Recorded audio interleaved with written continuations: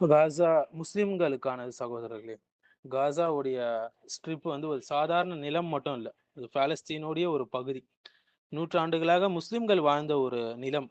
இஸ்லாமிய வரலாறாகட்டும், தியாகங்களாகட்டும், சபுர் பொறுமையாகட்டும் நிறைந்த ஒரு இடம் இந்த கஸா என்பது.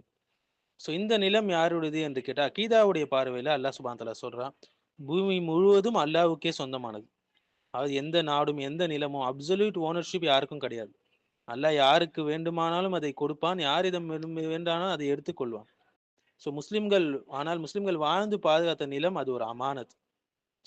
காசா வந்து உம்மத்துடைய ஒரு கண்ணியம். இது பாலிடிக்ஸ் மட்டும் இல்லைங்க, மாறாக இது உம்மத்துடைய கண்ணியம், உம்மத்துடைய ஹானர். இது ஒரு தீனுக்கு வந்த ஒரு சோதனை என்று சொல்லலாம். நபி ஸல்லல்லாஹு அலைஹி வஸல்லம் சொன்னாங்க, முஸ்லிம்கள் ஒரு உடலை போன்றவர்கள் என்று. கஸால வலி என்றால் உம்மத் முழுவதும் அந்த வலியை உணர வேண்டும். இன்று கஸால எவ்வளவோ குழந்தைகள் கொல்லப்படுறாங்க, நிறைய தவறான விஷயங்கள் அங்க நடக்குது. இது புதியது கிடையாது, வரலாற்றுல எல்லா நேரத்திலயும் நடந்திருக்கு. சிலுவை யுத்தங்கள் நடந்திருக்கு, மங்கோலிய தார்த்தார் அந்த மங்கோலியர்களுடைய இன்வேஷன் அதுல நடந்திருக்கு. முஸ்லிம்கள் சோதனைக்கு உள்ளாகி மீண்டும் எழுந்துள்ளாங்க.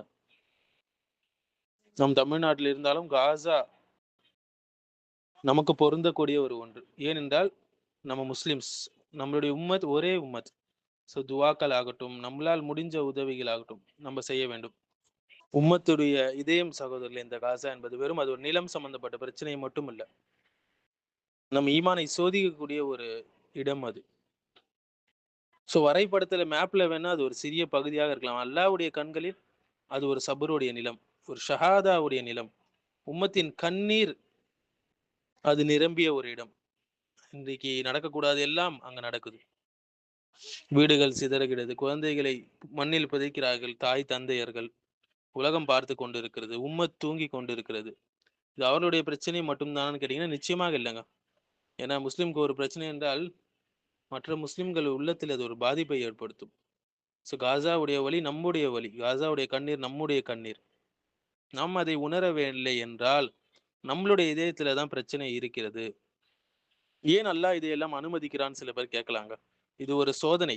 யார் உண்மையான முஸ்லிம், யார் வெறும் பெயர் தாங்கி முஸ்லிம், யார் துவா செய்யறாங்க, யார் சைலண்டாக இருக்கிறாங்க. கோபம் மட்டும் போதாது, வாட்ஸ்அப் ஸ்டேட்டஸ் மட்டும் போதாதுங்க, இரவில் எழுந்து துவா செய்யணும்.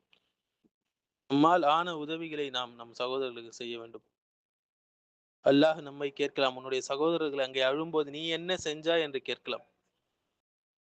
இது நம்மளுடைய ஈமானுடைய கண்ணாடிங்க, உம்மத்துடைய நிலை, மறுமையுடைய நினைவூட்டல்.